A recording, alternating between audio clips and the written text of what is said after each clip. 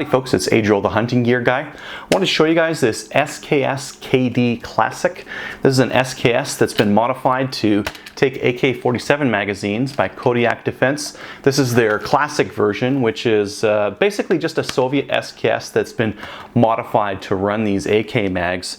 It uses a modified mag release at the back here to enable the AK action. And it's got a modified bolt and reblued carrier as well to make it run a little bit better with these AK mags.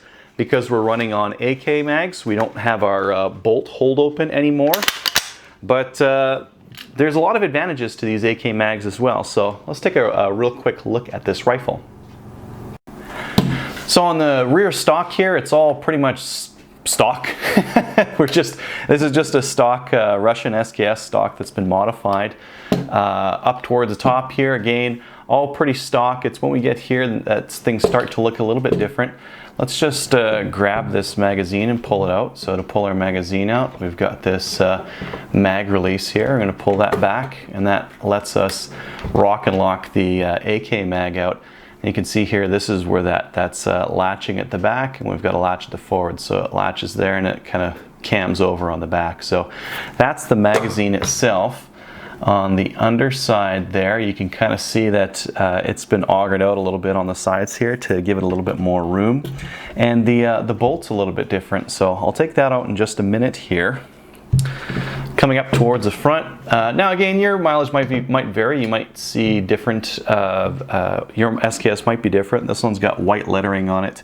Some of them have bronze, some of them don't have anything at all. It all depends on the SKS, right? We've got our standard fore-end here, gas cylinder, and then towards the front here we've got our blade bayonet and our sight that can be drifted side to side or up and down. I've actually got a video on adjusting the sights on the SKS. To deploy the bayonet, you push towards the rear with the carrier here, or the whatever that thing's called, then just kind of flip it up towards the front, and it'll latch in place.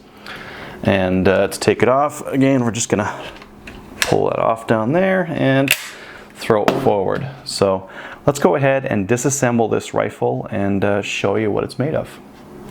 Let's do a quick safety check on this rifle. I am confirming that there is nothing in the chamber, nothing in the magazine, so let's take a closer look. All right, now let's disassemble this rifle. So to disassemble an SKS, we've got this lever at the back here, so we just need to pull that guy up. Rotate it to the rear a little bit. I find it easy to push forward on the dust cover here to relieve the pressure on this pin, so I kind of use my thumb there, push it forward. Then this pin is just a little bit easier to rotate out of there. Now your dust cover is going to come off. Your bolt and bolt carrier will slide to the rear. This is one of the things that's different. This is a blued bolt carrier. Most of them are in the white. And the bolt itself looks quite different as well. On the bottom here there's usually like a rail that's kind of right here, and it's been machined off, and that's so that it works a little bit better with those AK mags, and it's just a little bit smoother, and I'm not sure what else it'll do, but it's probably a necessary modification because that's what Kodiak Defense did to it. Now to remove the trigger group, I'm going to put it on safe, pop it upside down here. I'm going to use a screwdriver. You could use a bullet if you really wanted to. I find a screwdriver gives you a lot of purchase on it. And push at that safety release on the bottom here, and that'll release the trigger group via that latch. Pop it off to the side. Just extend the bayonet just so that your stock has clearance on the action. Now you should be able to pull the action separate from the stock. On the action itself, you're going to need to pull this gas cylinder assembly off. So we've got a lever back here that we can use to pop up and let us get the gas cylinder out. There's our gas piston and gas cylinder, and we're pretty much disassembled. There's a couple of other things we could disassemble right now, but we don't really need to. Let's go ahead and put it back together now. All right, let's reassemble this thing. So here's my action. I'm going to go ahead and throw my cylinder on there. Some of these are quite tight. Depends on your SKS.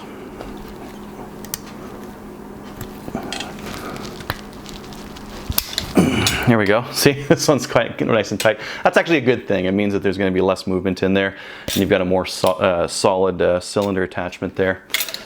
Let's get this bayonet a little bit looser and pop this guy on.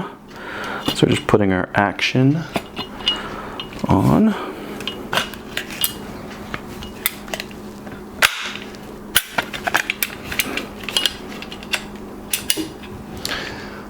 Next up, let's grab our trigger group. So here's our trigger group, and we just slot that guy in there. These things usually need quite a bit of pressure to close. There we go. Some guys will just slap them, kind of a thing, to close it up, but that's nicely closed. Now I've got my bolt carrier and my bolt. Now, I've found an easy way to pop these guys in is to actually hold your rifle kind of upside down, just because it holds the bolt in the carrier nicely. Now we can pop it right side up, pop on our dust cover, push it forward, pop the pin in, and close it up. If you wanted to function test it, you can test it out. I have no ammo in there. And the trigger on this one's really good. As far as SKSs go, right? It's so nice and short. I don't know if you guys can see that, but it's a very short, again, for an SKS on here. Now, there's a couple of other things I wanted to show you guys. One of them being this SKS, since it's a little bit more original, you can use the strip clip guide in it.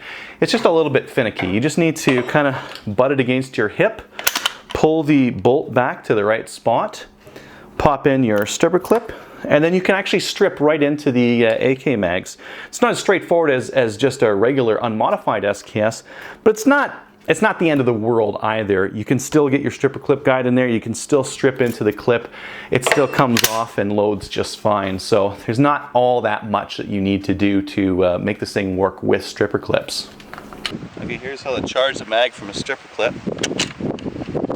Just gonna make sure it's quite far forward. There you go. So should you get one of these SKS KD Classics, or the Kodiak Defense Classic? Well, here's an interesting thing that I found. If you go on to, in Canada here, if you go looking for an SKS-D, which is the Norinco commercial version SKS that they made that takes AK mags, you'll find that the used price on them is quite high, anywhere from $500 to $700 used. And that's an SKS that's been out there for a couple of years or tens of years, and has seen perhaps some corrosive ammo, perhaps not, perhaps it was treated well, perhaps not. But they cost a lot. Like $700 for an SKS-D is quite a bit. And I think that entrants like this to the market are going to be a decent competitor out there that's going to drive the cost down a little bit, which is something that I'm going to like to see. The SKS-D has a little bit more of an ergonomic mag release that you can use with the thumb of your left hand, whereas this one, you got to use, I use the trigger finger on my right hand. It's really no different than a lot of other rifles out there. My Marlin 795, for example, same thing. I've got to have my other hand up here to pull a mag out. But you know, that part is kind of interesting. Now, the difference between using one of these and just one of the duckbill mags out there, I found that the duckbill mags, they're okay. They rock and lock in there just like these mags do, but they're really big and bulky. So if you ever wanted to run these in a tack vest, these are, well, compared to the duckbill mags, pretty sleek, right? This would fit into an AK pouch carrier or something like that. So if you wanted to use your SKS for competition shooting or something like that, technically you could, and this would be a better option than the duckbill mag option, and maybe a little bit faster than stripper clips. Now, for hunting, it wouldn't be a bad idea either, because we can get shorter mags. You don't have to run these big honkin' banana mags. for your SKS KD. You could get some of the smaller ones that are in country right now, like I think there's a 10 rounder that I saw. That's a nice little guy, and again, if you're hunting with your SKS, which you can technically, I mean the cartridge will do it, and the rifle's good for it if you keep your shots within a short distance. That wouldn't be a bad idea, you know. It's a little bit more convenient than dropping your bullets into your hand every time you come back from the hunt. You know, just pulling a mag out and cycling one round it is just a little bit easier than dropping bullets into your hand, kind of a thing. So there's that aspect as well. And I think you know, a lot of guys out there just want something a little bit different and a little bit cooler. So I mean, what's more different or on an SKS than something that takes AK mags? So again, this was the SKS KD from Kodiak Defense.